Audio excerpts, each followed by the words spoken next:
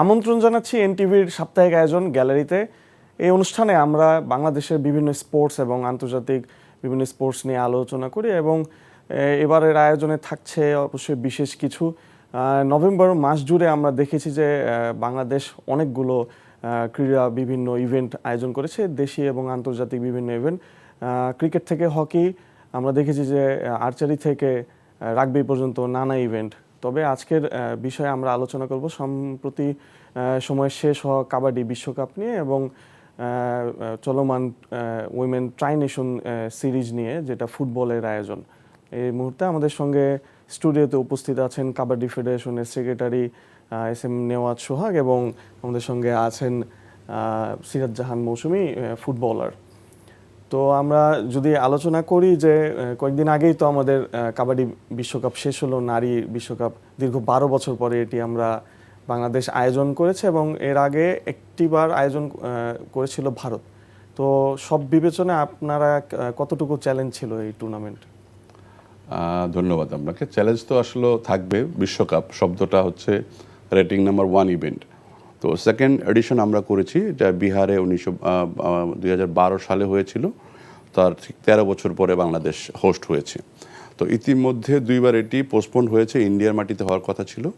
তো last chance আমাদের কাছে আসছে as a propose letter IKF থেকে। তো আমরা ওই সুযোগটুকু নিয়েছি এবং এই সুযোগটুকু নেওয়ার পিছনে যে চ্যালেঞ্জটুকু ছিল, ধরেন আমাদের সাপোর্টিং গভর্নমেন্ট যথেষ্ট সাপোর্ট করেছে এবং করছে কাবাডির জন্য, আর IKF আমাদেরকে সাপোর্ট করেছে। সেই পরিপ্রেক্ষিতে আমরা এটা মাঠে করতে পেরেছি। তো আমরা এটা শেষ হয়েছে 24 তারিখ, আপনি দেখেছেন। জায়ান্ট টিম ইন্ডিয়া সহ বিভিন্ন দেশ এখানে 11টি দেশের অংশগ্রহণে এই ইভেন্টটি হয়েছে। তো সাকসেসফুলি হয়েছে। তো এখানে একটা বিষয় যোগ করতে চাই, বাংলাদেশ র্যাঙ্কিংয়ে 5ম ছিল।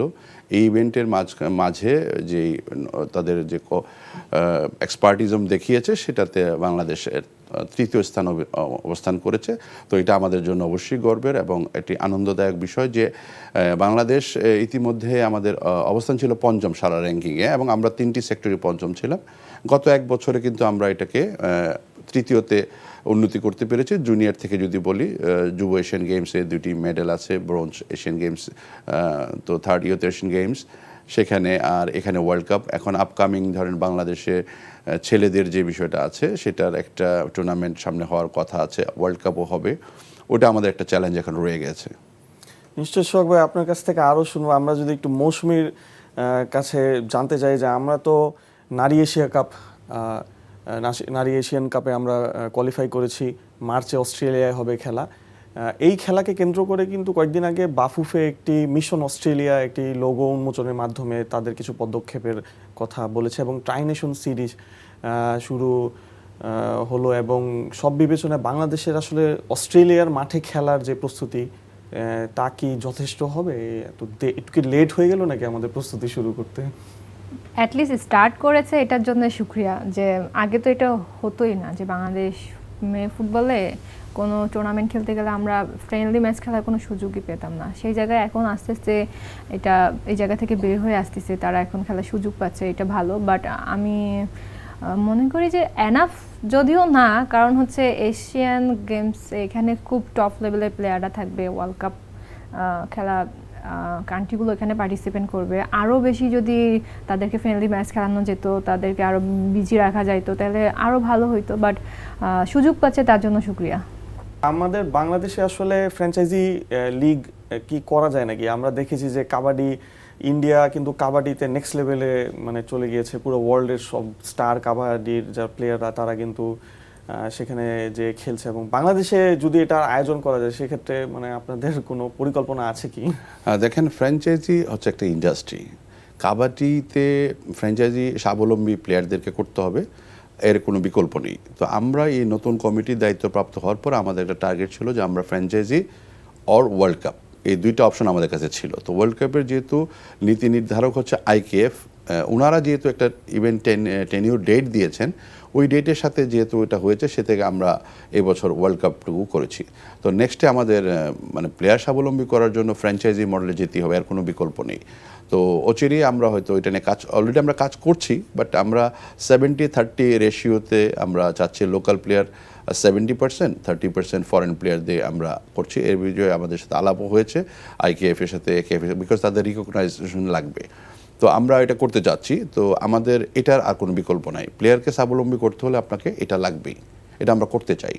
এবং এর সাথে একটা যুক্ত করতে চাই, এই অভিজ্ঞতাটুকু আমার ব্যক্তিগত ছিল, বিকজ আমি প্রো কাবাডিতে কিছু ব্র্যান্ডিং অ্যান্ড ভিজিবিলিটি করা আমার কোম্পানির সুযোগ ছিল। সেই বিষয়ে আমি 3 বছরে কয়েকবার এখানে কাজ করেছি, বা আমার কোম্পানির কিছু ইন্টিগ্রেট ছিল। তো সেই সব থেকে এটা 17 সালে যখন আমি কাবাডিতে আসছি, এই একটা প্ল্যান নিয়ে আসছিলাম। তো ওইখান থেকে কিন্তু আজকে কাজ করে যাচ্ছি। তো সম্ভাবনার জায়গা কাবাডি, এটা খুবই সম্ভাবনা দেখছি আমি ফ্র্যাঞ্চাইজি মডেলের। মৌসুমীর কাছে আরেকটু বিষয়ে যদি জানি যে আমাদের তো অস্ট্রেলিয়ায় কিছু খেলা রয়েছে এবং খেলার জন্য আমরা যাব। তাবিদ আওয়াল, যিনি বাফুফের সভাপতি, তিনি বলেছেন যে বেশ কিছু দিন আগে থেকেই সেখানে যাওয়ার। ঘরে মাঠে আমরা আজারবাইজানের মতো ইউরোপিয়ান শক্তিশালী দলের বিপক্ষে খেলছি। বাংলাদেশে আসলে সম্ভাবনা সব মিলে কতটুকু, আমরা যদি আসলে রিয়ালিটিটা চিন্তা করি, আপনার কি মনে হচ্ছে? বাংলাদেশ টিম এশিয়া সাপের মধ্যে তারা তাদেরকে প্রুভ করছে, সো এখানে আর প্রুভ করার কিছু নেই।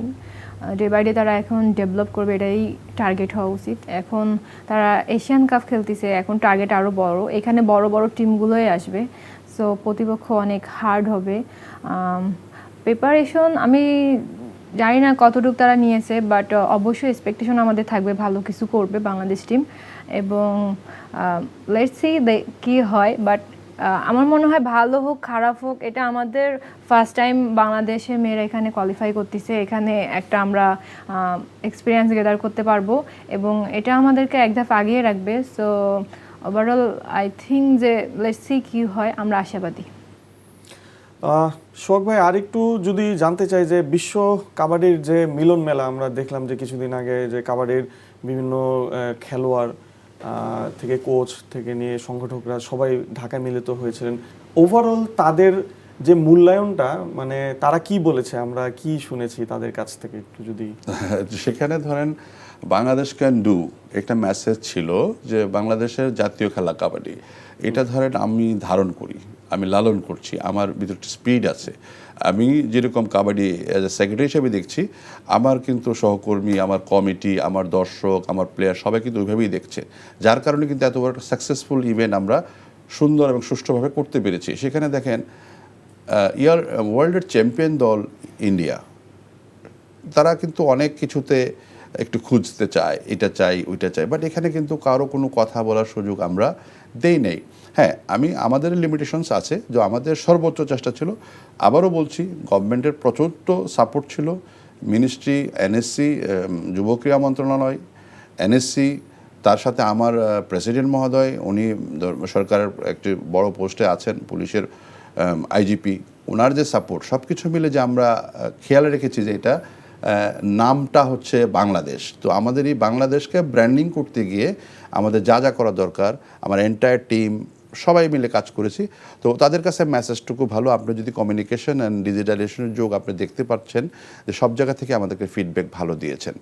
ওই পরিপ্রেক্ষিতে আমরা তাদের সাথে কিছু আলোচনাও হয়েছে, upcoming beach world cup, junior world cup, but আমরা ওই তাদের যে গুড বুক, যেখানে আপনার 4 ইয়ার্স ক্যালেন্ডার হয়, সেখানে আমাদের একটা ইভেন্ট আরও করার সম্ভাবনা, বা আমাদের স্কিল ওনারা দেখেছেন, এবং প্রেসিডেন্ট IKF ছিল, AKF এর প্রেসিডেন্ট এখানে ছিল। তো সবাই আশা করছে বাংলাদেশের জাতীয় খেলা হিসাবে আমরা ডেডিকেশন অনেক আছে, আমরা প্রুভ করতে পেরেছি।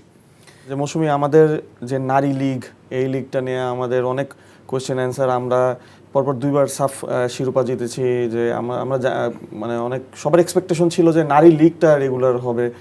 ফুটবল ফেডারেশন, ওই জাতীয় দল বা বয়সভিত্তিক যে দলগুলো রয়েছে তাদেরকে ঘিরে মূলত তাদেরকে ঘিরেই সব পরিকল্পনা। এর বাইরে যে আমরা জেলায় জেলায় ছোট ছোট অনেকগুলো লিগ দেখি ফেসবুকে, বা বিভিন্নভাবে আমরা বিভিন্ন সংবাদও হয়। তো এই যে নারীদের লিগটা হচ্ছে না, আমাদের নতুন প্লেয়ার কি আমরা, মানে সামনের দিনে কি আমাদের জন্য চ্যালেঞ্জ নাকি এটা? ন্যাশনাল টিমে যারা আছে তারা একটা জোনে তো আছেই, তারা প্র্যাকটিসের সুযোগ পাচ্ছে, খেলার সুযোগ পাচ্ছে, কিন্তু এর বাহিরে যারা আছে তাদেরকে ধরে রাখার জন্য কিন্তু লিগটা কন্টিনিউ করা খুবই দরকার।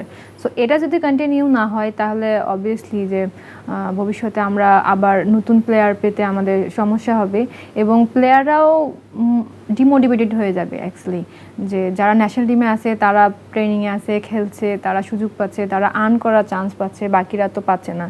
সো তাদের আমার মনে হয় যে তাদের উৎসাহের জন্য এবং তারা যে খেলাটা কন্টিনিউ করবে এটা ধরে রাখার জন্য লিগগুলো কন্টিনিউ করা খুবই দরকার অবভিয়াসলি। আরেকটি প্রশ্ন আসলে চলে আসে, আপনি দীর্ঘদিন জাতীয় দলে খেলেছেন, আপনাদের জাতীয় দলের অনেকেই খেলছেন, কিন্তু সিনিয়র বেশ কয়েকজনকে নিয়ে অনেক ইস্যু আছে। আমরা দেখেছি যে সাবিনা খাতুন, সানজিদার মতো তারকা প্লেয়াররা এখন বর্তমান জাতীয় দলের সঙ্গে নাই, তারা ভিন্ন দেশে লিগ খেলছেন এবং ওই জায়গাটা আসলে আমরা যখন কোচকে কোশ্চেন করেছি, ম্যানেজমেন্টকে কোশ্চেন করেছি, বারবার এই বিষয়গুলো নিয়ে অনেক কোশ্চেন উঠেছে। কয়েকদিন আগেই আমরা কোচকে জিজ্ঞেস করেছিলাম যে সাবিনাদের কি এএফসি যে চ্যাম্পিয়নশিপ সেখানে কি খেলার কোনো সুযোগ আছে নাকি। কোচ পিটার বাটলার কিন্তু কিছুটা বিরক্ত বোধই করে আসলে। আপনি পার্সোনালি আসলে আপনার ভাবনাটা কি বিষয়টা নিয়ে? আসলে এক্সপার্ট প্লেয়াররা নাই আমাদের টিমে। দেখেন, বাংলাদেশে আজকে যে অবস্থান ফুটবলে, এটা কিন্তু একদিনের না, এটা হচ্ছে দীর্ঘদিন প্ল্যানিংয়ের পর, কষ্টের পর আজকে তারা এই সাফল্য পাচ্ছে, এই পর্যায়ে আসে। সো এখানে এক্সপিরিয়েন্স প্লেয়ারদেরকে আমার মনে হয় টিমে দরকার হয়। আমি আমার অভিজ্ঞতা থেকেই বলতেছি, কারণ হচ্ছে আমরা যখন জুনিয়র ছিলাম সেখানে আমাদের সিনিয়ররা যারা ছিল, কম্বাইন্ড একটা টিম, এখানে এক্সপিরিয়েন্স এবং জুনিয়রদের যে কম্বিনেশনটা এটা অনেক ইম্পর্টেন্ট এবং তারা অলরেডি এখন যে টিমগুলোর সঙ্গে বাংলাদেশ ফাইট করতে যাচ্ছে এশিয়ান কাপে, অলরেডি অনেক টিমের সঙ্গে এই এক্সপিরিয়েন্স প্লেয়ার যারা আছে তারা খেলেছে এবং তারা এখানে বেটার করেছে ডে বাই ডে। সো এই টিমটা ম্যাক্সিমামই আমি দেখলাম যে নিউ প্লেয়ার। সো এখানে হ্যাঁ একটা জিনিসের গাফিলতি তো অবশ্যই আছে, এক্সপিরিয়েন্স। এখানে সাবিনা আপুরা, কৃষ্ণা, ধীরা, তারপরে মাসুরা, সঞ্জিদা যারা এখন বাহিরে আছে, দেখেন যে প্রথম সাপে রেজাল্ট আসলো, এরাই কিন্তু সেখানের মেইন ছিল। সো সেকেন্ড সাপেও তারাই ছিল। তো আই থিঙ্ক তারা যদি থাকতো টিমে, তাদের এই এক্সপিরিয়েন্সটা হয়তো আরও বেশি কাজে লাগতো টিমের জন্য, কারণ হচ্ছে তারা অলরেডি অনেক আন্তর্জাতিক টুর্নামেন্ট খেলেছে এবং ভালো ভালো টিমগুলোর সঙ্গে নিজেদেরকে প্রুভ করেছে। তাদের যে এক্সপিরিয়েন্সটা এটা কাজে লাগলে অবভিয়াসলি ভালো হতো। আই থিঙ্ক এটা আমার অপিনিয়ন। মৌসুমীর সঙ্গে আরও বেশ কিছু বিষয় নিয়ে কথা হবে। সোহাগ ভাইয়ের কাছে জানতে চাই যে হোয়াট নেক্সট, আমরা নেক্সটে আসলে কি করতে যাচ্ছি? আমাদের পুরুষ কাবাডির নিয়ে কোনো পরিকল্পনা আছে নাকি, আন্তর্জাতিক কোনো ইভেন্ট করা বা সামনে আপনাদের কি? আমরা অবশ্যই আপনার স্ট্রাকচারাল প্ল্যানিং হচ্ছে যে আপনি যে ফোর্থ স্ট্রাকচার বা 4টা স্ট্রাকচারে কাজ করতে হবে। স্কুল গোয়িং থেকে আপনাকে স্টার্ট করতে হবে, হান্ডিং প্রসেস, তারপরে একটা আন্ডার 18, তারপর আন্ডার 21, এ টিম, ন্যাশনাল। বেসিক্যালি ন্যাশনাল আর এ টিমকে বাদ রেখে আবার 4টা সেক্টরে কাজ করতে হবে, বোথ এন্ড, সেটা ছেলে মেয়ে ওই এন্ডে কাজ করতে হবে। যদি এটার সাথে আমি আপনাকে একটু যুক্ত করতে চাই, আমরা এই গত ফেব্রুয়ারি মাসে তারুণ উৎসবের একটি ইভেন্ট করেছিলাম সারা বাংলাদেশে। এই 7,640 জন ছেলে এবং মেয়ে এখানে পার্টিসিপেশন করেছিল। ওদের কাছ থেকে কিন্তু আমরা সারা বাংলাদেশ, ওখান থেকে কিন্তু আমরা 50টা ছেলে 50টা মেয়েকে বেছে আমরা একটা হান্টিং প্রসেসের মাধ্যমে আমরা কন্ডিশন ক্যাম্প করেছি। ওখানে আমাদের একটা স্লোগান ছিল বা একটা টার্গেট ছিল, বাহরাইনের ইয়ত এশিয়ান গেমস। যদি আপনি টুর্নামেন্ট করেন, খেলাধুলা করলেন, খরচ করলেন, কিন্তু কোনো যদি টার্গেট না থাকে, কোনোকে আপনাকে একটা টার্গেট ফিক্সড করতে হবে, সেটা আমাদের ছিল বাহরাইন। তো বাহরাইনে যখন আমরা ফিক্সড করেছি তখন কিন্তু আমরা 50টা ছেলে 50টা মেয়ে নিয়ে আমরা শুরু করেছি। তো আপনি জানেন সেই ফেব্রুয়ারি থেকে আমরা কিন্তু এই গত অক্টোবর পর্যন্ত আমাদের একটা প্র্যাকটিস সেশন, ধরেন 50 থেকে এটা 25 হয়েছে, 25 থেকে এটা 14 হয়েছে, স্ট্রাকচারালি আমরা কিন্তু স্টার্ট করেছি এবং এটা এন্ড কিন্তু ভালো। এই যে আজকে যারা যুব খেলে আসছে তারা কিন্তু নেক্সট ওয়ার্ল্ড কাপের জন্য তৈরি হচ্ছে। তো এই যে স্ট্রাকচার, কিন্তু আমাদের লিমিটেড সোর্সেস। ধরেন নারী কাবাডির কথা যদি বলি, নারী কাবাডিতে আপনার প্লেয়ার বেছে রেখে দেওয়া, লঙ্গার ভার্সন করা স্টাফ। তো সেজন্য আমরা যেটা করছি, এই 50 জনের মাঝখানে আমরা 20 জনকে সিলেক্ট করেছি, তাকে স্যালারি আওতায় মান্থলি একটা বেতনভুক্ত করতে চাই। স্টার্টিং নারীদের মাধ্যমে শুরু হয়েছে, তো নারীরা আগামী মাস থেকে এটা কন্টিনিউ হবে। তারপরেও কিন্তু আর একটা পাইপলাইন লাগবে, তারপর একটা টিম লাগবে, তো অনেক কিছু আছে। তো আমরা স্যালারি আওতায় হয়তো সবাইকে আনতে পারবো না এই মুহূর্তে, স্টেপ বাই স্টেপ আমরা করব।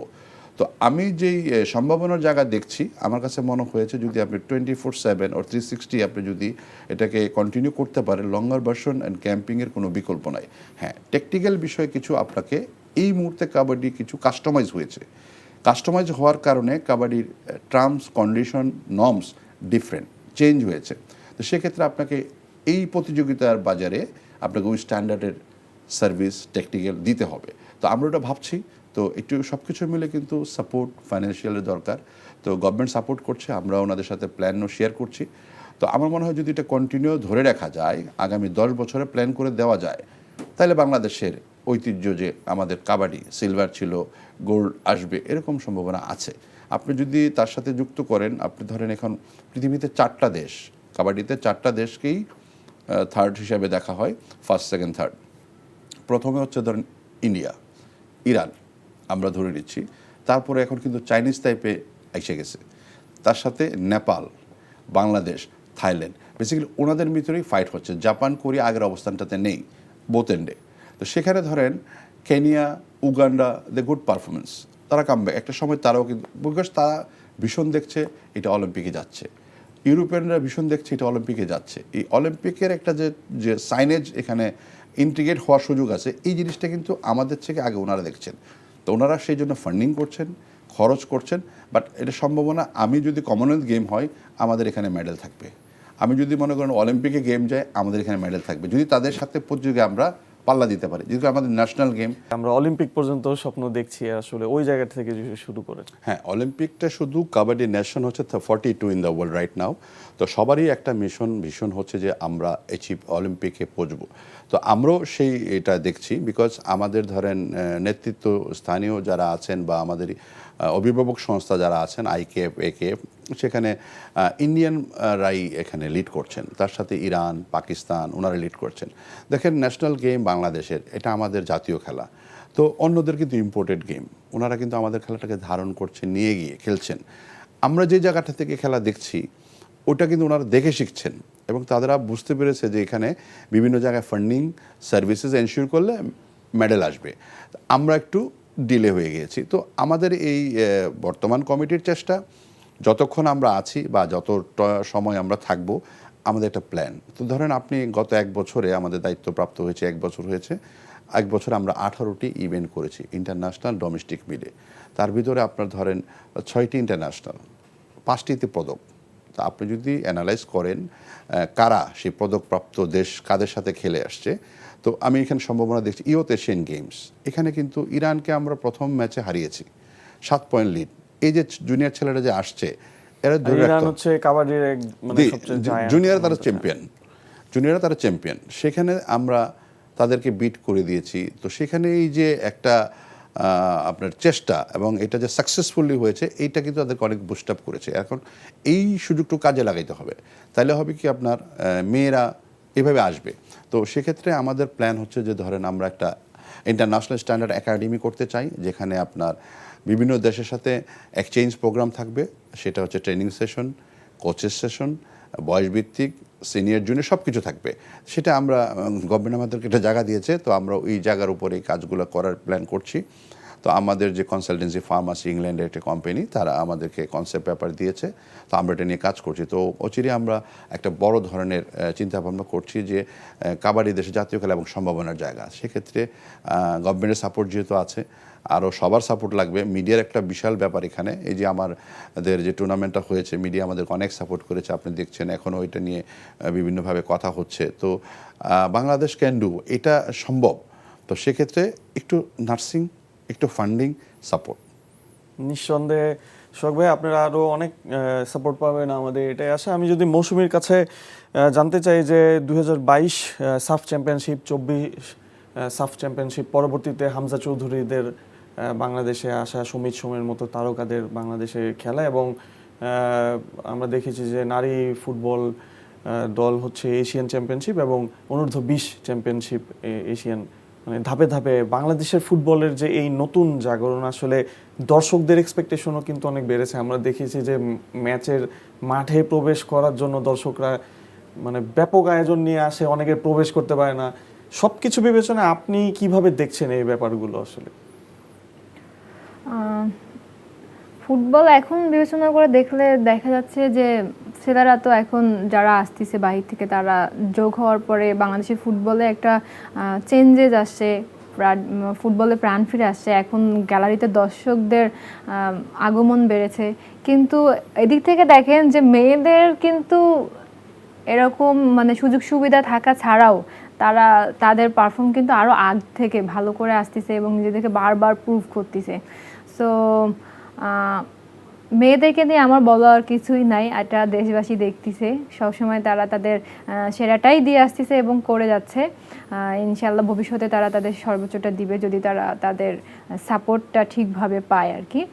আর হচ্ছে অবশ্যই এখন ছেলে ফুটবলে তো স্বাচ্ছন্দ্য ফিরে আছে। আমরা হোপ এখন আরও বেশি ছেলেদেরকে নিয়ে যে তারা আরও ভালো করবে এবং এখানে আমরা আশাবাদী যে বাংলাদেশ ছেলে ফুটবলও এখন ভালো কিছু করবে।